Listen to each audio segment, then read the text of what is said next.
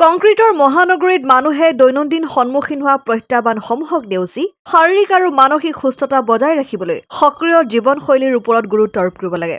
মুম্বাইৰ Jupiter hospital থানেৰ সহযোগত গগনা আছামিজ পিপল এছ'চিয়েশ্যন চমুকৈ গগনা মুম্বাইৰ উদ্যোগত 2 মাৰ্চ তাৰিখে লোধা কাছা মেক্সিমা হাউজিং ছ'চাইটিৰ ক্লাব হাউচ মীৰা ভয়ণ্ডৰত মেদবহুলতা পৰীক্ষা আৰু ৰক্তদান শিবিৰৰ আয়োজন কৰা হয়। যোৱা বছৰৰ দৰে এই স্বাস্থ্য অভিযানৰ লক্ষ্য আছিল মুম্বাইৰ পশ্চিম উপকণ্ঠ অঞ্চল মীৰা ভয়ণ্ডৰ আৰু থানেত থকা অসমীয়া লোকসকলৰ মাজত সুস্বাস্থ্য আৰু জীৱনশৈলীৰ প্ৰসাৰ কৰা।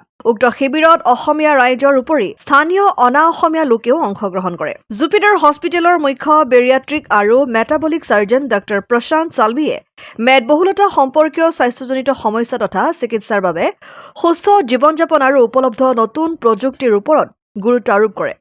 বডি কম্পজিশ্যন এনালাইচিছ মেচিনৰ দ্বাৰা প্ৰস্তুত স্বাস্থ্যজনিত ৰিপৰ্ট কাৰ্ডখন কেনেকৈ বুজিব পাৰি উপস্থিত ৰাইজক সুন্দৰভাৱে বুজাই দিয়ে।